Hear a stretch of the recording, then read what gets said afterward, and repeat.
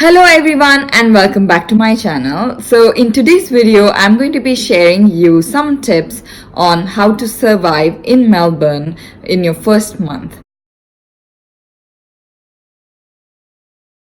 I recently moved to Melbourne from Singapore a couple of months ago, so I thought this is the best time to do this video because I've had some experience of how to survive here in your first month. So I hope this video is going to be helpful. So before getting into the video, please do subscribe to my channel and also follow me on my Instagram and Facebook. I'm really active there. So without further ado, let's jump into the video right now. First things first, you would need a SIM card. So what I did was I bought the SIM card from the airport. So it depends on what you need. So if you need free talking time for in all the international countries, then I think you could go with Libara and Laika, which is for $15, and there's unlimited calling, and they give you about 5 GB I think. So if you need more data, you can always buy a top-up card or something of that sort. But for me, I really need a lot of data, so I bought a 35 GB package, which is for $30, and it's also unlimited calling, international calling for 12 countries only, but that includes India, so I was really happy. And it also includes unlimited national calling as well and SMS as well. So I think these two are good enough. If you want a postpaid SIM, they are also ready to offer you just with your passport details. So you can decide what you want. Or once you come here and then settle down, you can also get a phone on contract. You can watch this video, which is linked in the I think it's on the right side. So I have made a video on that. So how to get a phone on contract. It is so simple. So you'll also get a new phone and you can get a postpaid SIM as well. Or you can convert your existing prepaid SIM to your to postpaid later as well. So as soon as you arrive, you don't want to think so much. So I think this one, buying prepaid is the best option.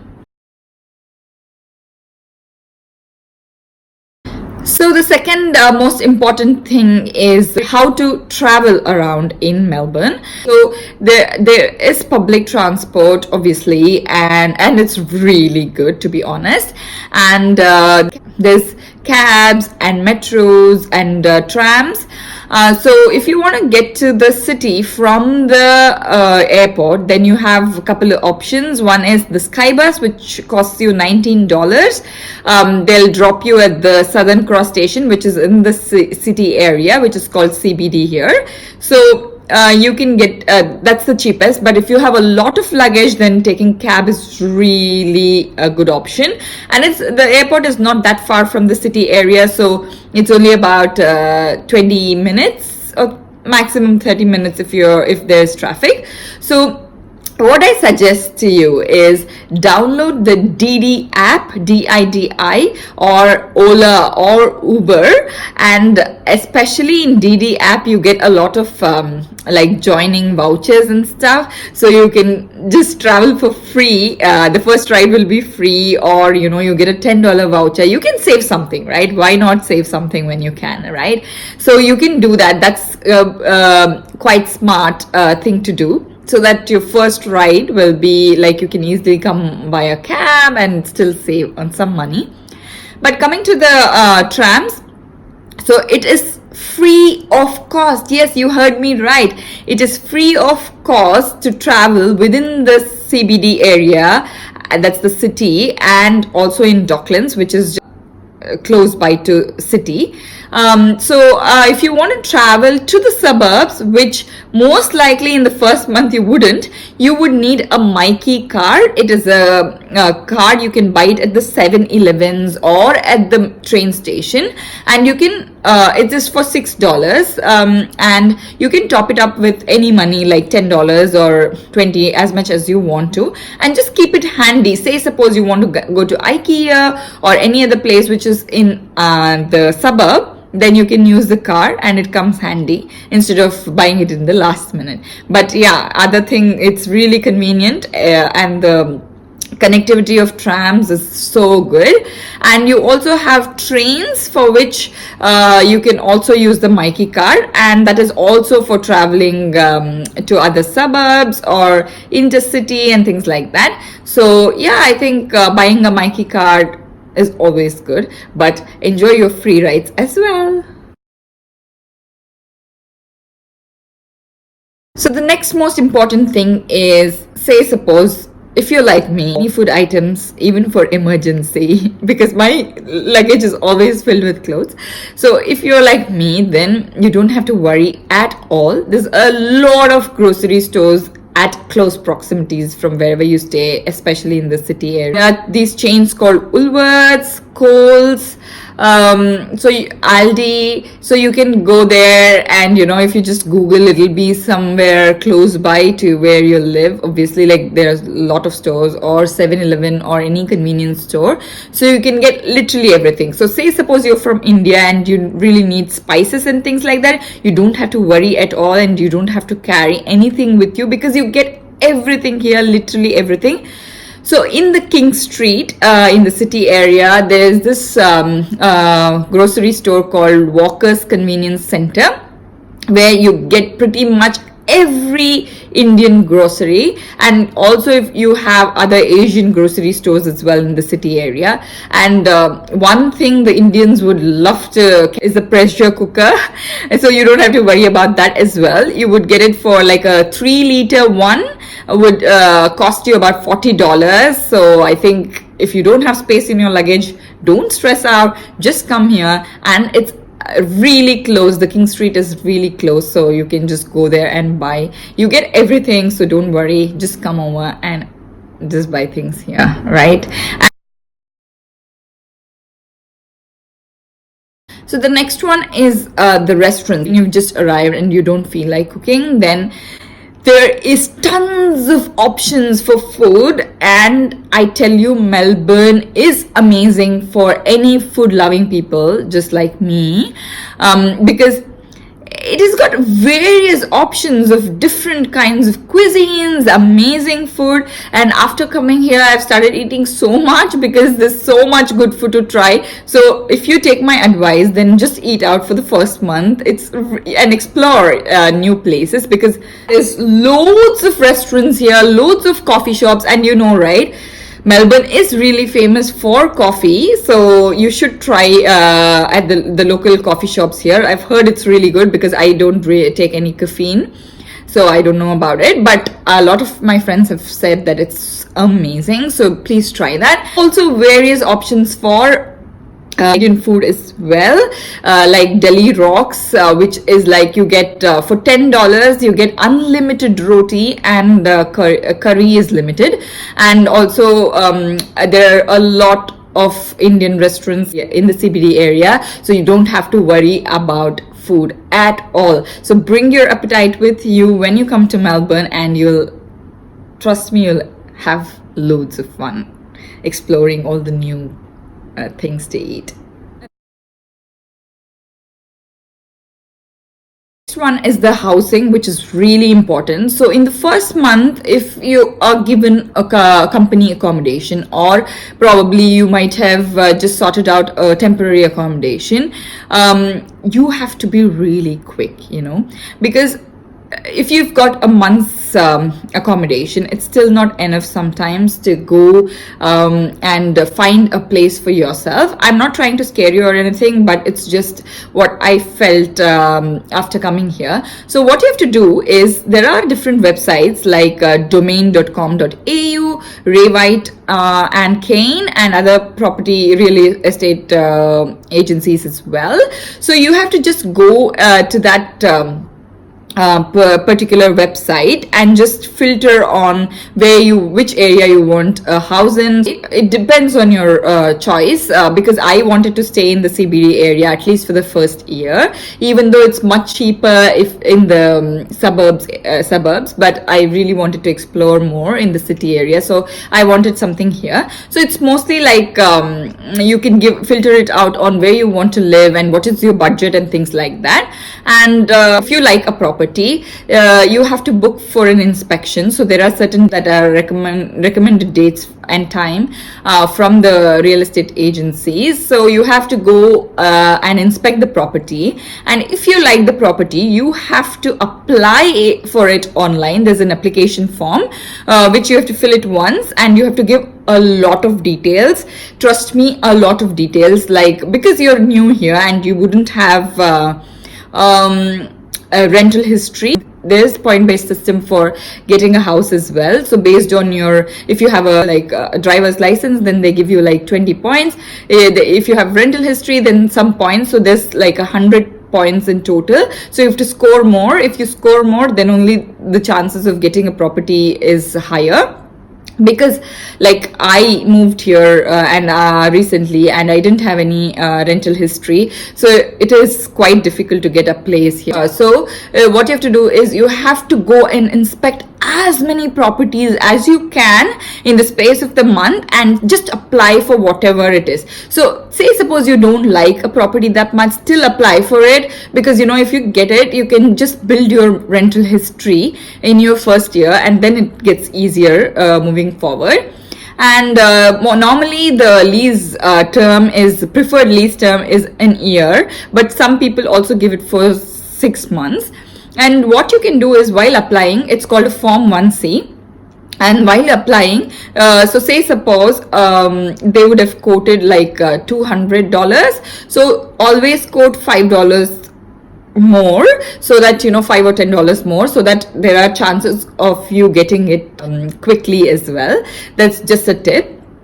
And here in Australia, you pay the rent weekly, in the sense that you pay it monthly, but they quote it weekly basis. So they say it's $400 per week.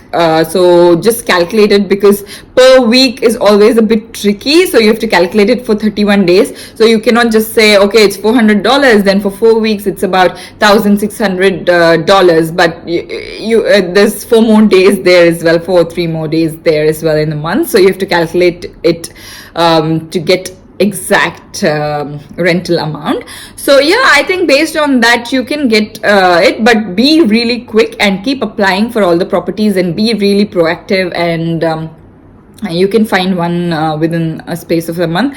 Otherwise, you have a lot of serviced apartments and all that, but it's a bit expensive, or you have to be ready to share, which is like, it depends on what you want, right? So yeah, I think just keep this thing in mind.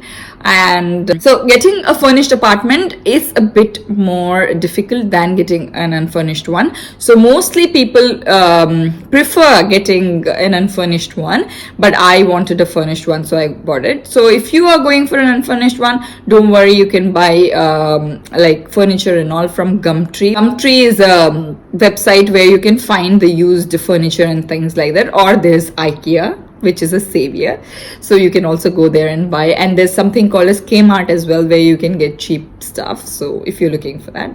Yeah. Next is the weather.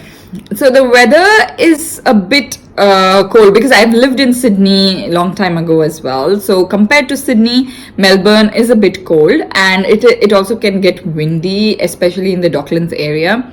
So it's always good to carry warm clothing with you. If you're arriving somewhere between December to February, I don't think that much, like you can still come here and buy it. But if you're arriving in any other month, I think it's better to get at least one jacket or something, and you can always buy things here. So yeah, just carry one with you. But it is a bit cold here compared to Sydney, and it can rain as well, so keep an umbrella. And buy a good sunscreen, because apparently the UV rays are really harsh here. So that is a good buy, maybe like a 50 SPF or something of that sort, so you decide. And And the next thing is the vegetables. Why I didn't include this in the grocery bit is because you get fresh vegetables, like Asian vegetables in, like, obviously India is in Asia. So those vegetables in Queen Victoria Market, it's in the city area as well. So that's open, I think, few times a week. But if you're working, then I think you should go to the Sunday market. So the market starts from 9 a.m. until 4 p.m. So if you go, I also have a video. I'll link the description box. So if you watch that, you'll get an idea of how it's going to be. So that is really good for vegetables. Don't buy your vegetables in the Woolworths or Coles because it's quite expensive there. So buy it in the Queen Victoria Market. Next thing is the people here. So if you are new here and if you don't know anybody here, don't worry, because people are very friendly here, and it's a multicultural city and a lot of friendly people. Everybody is ready to help. The thing is how to read an address, because obviously when you first arrive here and then you have to locate the property for inspection and anything, this would be helpful. So normally it will be like 15/5, this is just an example obviously, /5 Elizabeth Street. That means 15 is the unit number, 5 is the building number, and Elizabeth Street is the street name. So that is read like that. So I think this will be helpful because I was getting confused in the beginning. The next thing is don't ship you a lot of unnecessary stuff, like, you know, like I did this mistake. That's why I'm telling you guys, because I spent a lot of money in shipping my clothes, which is absolutely unnecessary, because there's so much of so many duty-free outlets in the city itself, not like couple of them at least that I know, and there are lots outside in the suburban areas as well. So the shopping is amazing here. There's a duty-free outlet in the South Wharf, there's Spencer outlet in the Spencer Street Mall, and there's a lot of shopping centers, so you don't have to worry at all. So yeah, so my advice is don't ship like clothes, at least. It's really not. So if you have furniture and on all those things, I think it's worth it, but otherwise it's not really advisable. And the next thing is the opening times of the stores. So here it's a bit different. So only on Thursdays, the shops are open until 9 p.m. in the Melbourne city central area. On Fridays, it is open until 9 a.m. in all the shopping areas, like in the city. In all the shopping areas or shopping malls rather, and the rest of the days all the shops closes at 6 o'clock, whereas in the Melbourne city central area it closes at 7 o'clock. Only on Thursdays it's until Thursdays and Fridays it's until 9 p.m. The next thing is find yourself a hobby, because there's a lot of free time that you get here in the first month, because you would have just arrived and maybe the workload wouldn't be like a lot, or generally here people work from 9 to 4:30 or 5 maximum, so you get all the time after that. So find yourself a hobby and get involved in that. Otherwise you can find, especially in winter, you can find it a bit depressing.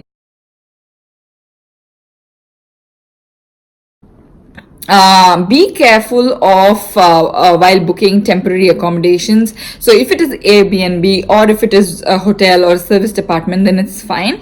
But if people are giving you rents without a contract for a bi-weekly basis or even on a monthly basis without a contract, then please do not go with that, because I've faced some issues because I didn't know a lot about here. So initially I was staying in a hotel and then I moved to bi-weekly contract basis service department. So they ask you to pay via cash and things like that, so you will know. So don't get into these kind of scams.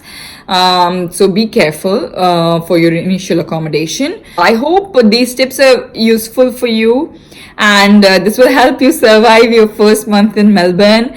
I hope you liked this video and it was informative. If so, if you like it, then please do like the video and subscribe to my channel. See you in my next video. Bye bye.